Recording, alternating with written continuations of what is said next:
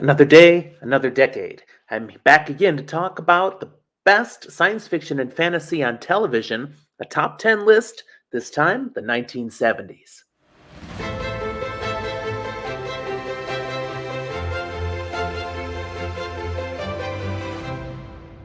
Hi, I'm Jim with Fantasy for the Ages. My son Zach and we do this channel talking about fantasy, science fiction, and other nerdy things we enjoy.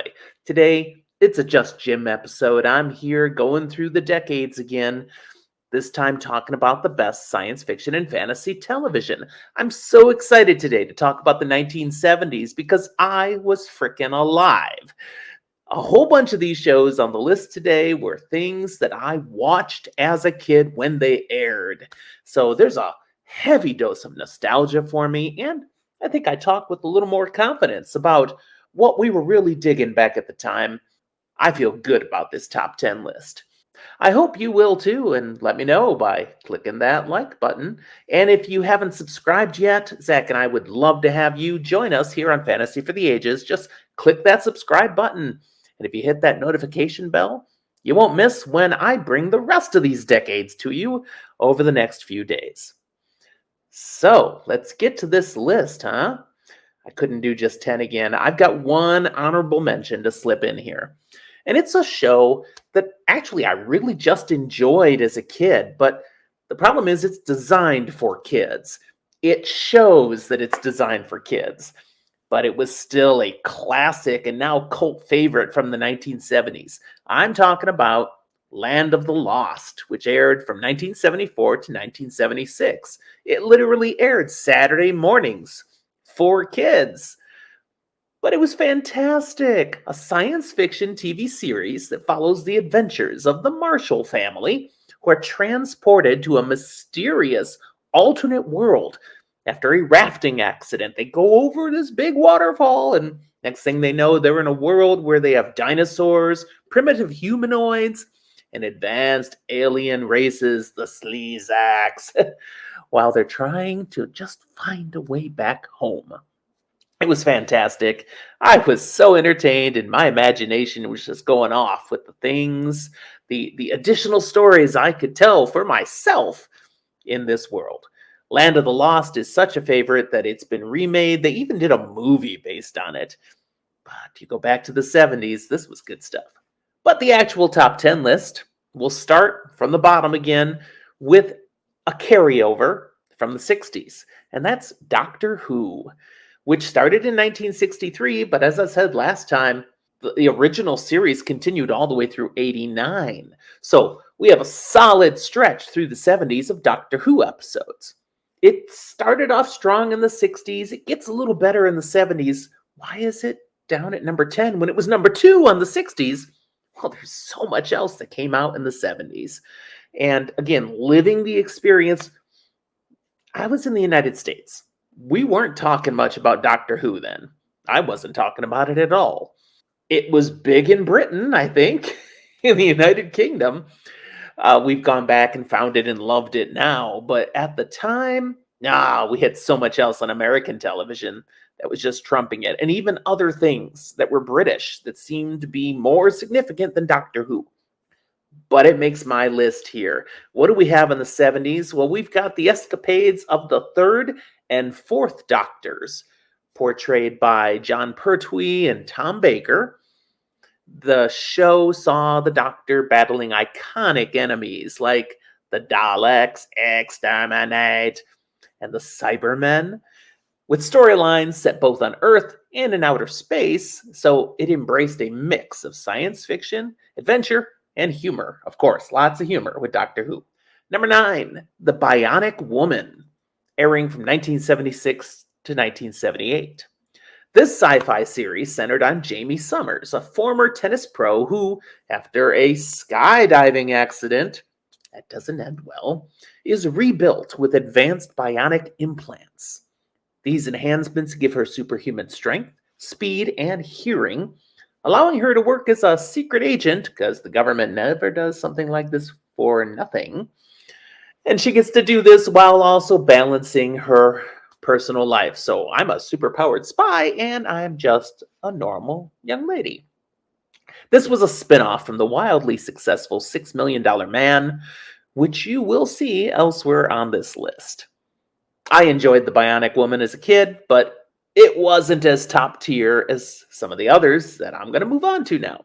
Number 8, Wonder Woman, 1975 to 1979.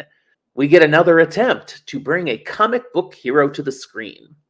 This show following Diana Prince, an Amazonian princess who uses her superhuman abilities to fight for justice during World War II and later in the modern era. Portrayed by Linda Carter, Wonder Woman balances her duties as a superhero with her undercover life working for the US government. DC Comics, here we go. We already had Batman and Superman going back, a decade and then another decade, but in the 70s we get Wonder Woman. This was really cheesy, but at the time it didn't feel that way. It was pretty well done. It had some nice effects for the era, and we pretty much enjoyed this show. Number 7, Space, 1999. This aired from 1975 to 1977. It was a British science fiction series set on Moonbase Alpha, where a catastrophic explosion sends the moon hurtling through space, carrying its inhabitants with it. You see, Earth had the grand idea that we have no place to put all this nuclear toxic waste that we're creating, so let's store it on the backside of the moon. And then something goes wrong, this big stockpile of nuclear waste explodes, and it's like a rocket propulsion, and the moon shoots out of orbit with a little over 300 people who were living on Moonbase Alpha now just woo along for the ride, hurtling through space, through a black hole, through all sorts of things. So they encounter alien civilizations, cosmic dangers. They got really creative with the sci-fi elements for this, all while these people are just trying to find a new home because the moon is not going to be a permanent place to live anymore. It was a really wild premise, and it allowed for all sorts of fantastical science fiction elements, but it was also packed with top-tier guest stars in its only 2 seasons, such as Christopher Lee, Joan Collins, and Peter Cushing, just to name a few.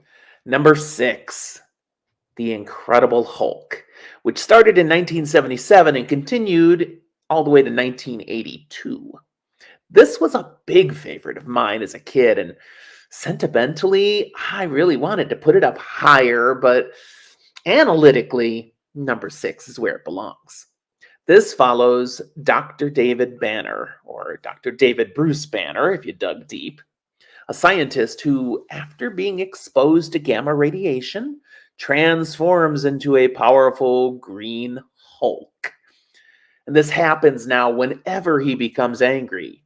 While on the run, because, he's become this Hulk thing, so he has to go into hiding, Banner is searching for a cure, but also having to, episode after episode, deal with those who seek to exploit or capture him, all while struggling to control this monstrous alter ego.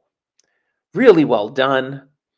Bill Bixby plays Dr. Banner, Lou Ferrigno as the big Hulk, and they just really did it well. The transformations, the way they handled that was cool. The eye thing that became pretty iconic for, oh no, he's going green, he's gonna blow. I loved it. And there was always a sentimental part. You just felt so bad for Dr. Banner. Number 5. This is one of the biggest shows from the era. It was extremely successful, and yet it almost doesn't seem to fit in with the rest of these, but I'm putting it here anyways. Mork and Mindy, 1978, running to 1982. It was a sitcom that follows Mork, an eccentric alien from the planet Ork. Yeah, Mork from Ork. Mork was sent to Earth to study human behavior, and his friendship with Mindy, a down-to-earth woman who helps him adjust to life on Earth, gives us the premise for the show.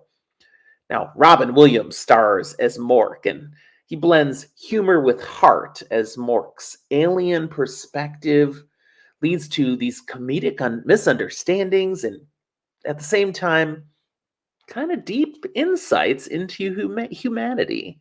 It was a massively popular show. I watched it from start to finish. It was light on the sci-fi, heavy on the humor, and it launched Robin Williams' career to the stratosphere.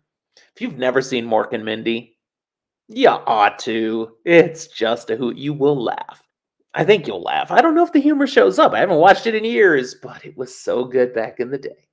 Okay, number four, Buck Rogers in the 25th century, 1979 to 1981. So, right at the end of the 70s, we get this, but it still has a very 70s feel. We talked about Buck Rogers back in the 1950s. This is a remake of that same basic story and done with much better technology behind it. It's a sci fi series, then again, about Captain Buck Rogers, a NASA pilot who is accidentally frozen in space and revived 500 years later. Technology now exists to do so. He's in this futuristic world. As he adapts to life in the 25th century, we get some humor there, but we also get some action and some drama as Buck fights to protect Earth from alien threats and tyrannical forces. And he sometimes is able to use his 20th century skills and charm to totally disarm and diffuse situations and come up with solutions that nobody in the 25th century ever would have thought of. This was light on the sci fi, medium on the action, and again, somewhat heavy on the humor. But it was definitely entertaining in its run. Number three, a very different tone for this show, Kolchak, the Night Stalker. Ran from 1974 to 1975. This is a supernatural and science fiction horror series centered on Carl Kolchak, a determined investigative reporter who uncovers and battles mysterious and paranormal creatures. Each episode follows Kolchak as he encounters everything from vampires to werewolves, while trying to expose the truth, despite skepticism from his peers and authorities. This stuff can't be real. There's zero doubt that this show was the inspiration for the later, far more successful show, The X-Files. I really enjoyed it. I mean, I was pretty young back here, so I didn't see it original, but I saw it later in the 70s, still in reruns, as the 80s are starting. And I'm like, it was totally my kind of show. So obviously, I enjoyed The X-Files later. Number two, Battlestar Galactica, 1978 to 1979, the original classic. This science fiction series follows the last remnants of humanity as they flee from the ruthless Cylons, a race of robotic beings intent on their destruction. Led by Commander Adama and the Battlestar Galactica, the survivors embark on a quest to find the mythical planet Earth, while facing numerous challenges and adventures along the way. Mostly, this was handled as a serious science fiction show, but it leaned into humor with character relationships and the occasional odd episode. Starbuck, as a character, was in particular often the source of the comedic leanings and humorous escapades of Battlestar Galactica. This brings me to number one, and if you were paying attention, you already know what show I have here: The $6 Million Man. Ran from 1974 to 1978, a science fiction series that follows astronaut Steve Austin, who is severely injured in a crash and is rebuilt with advanced bionic technology, granting him superhuman strength, speed, and agility. As a secret agent for the US government, he uses his enhanced abilities to tackle dangerous missions and combat threats to national security. Hands down, this was the best show of the 1970s. Very, very popular, very successful, and it had merch. I had a $6 Million Man action figure. It was probably my favorite toy until Star Wars came out in 1977, and well, those action figures and playsets and spaceships, yeah, it $6 Million, whoo, before its time, that was a winner. All right, there's my shows from the 1970s. Are you feeling nostalgic? What did you love from the 70s that I didn't put on the list? Put them down in the comment box. I'd love to hear your favorite shows and any thoughts you have on the ones I did list. Did I remind you of things that really bring back some great memories? Tell me about it. I will respond. And again, don't forget to like, subscribe, hit that notification bell. I got more decades to go. Thanks for watching, everyone. We'll talk to you next time.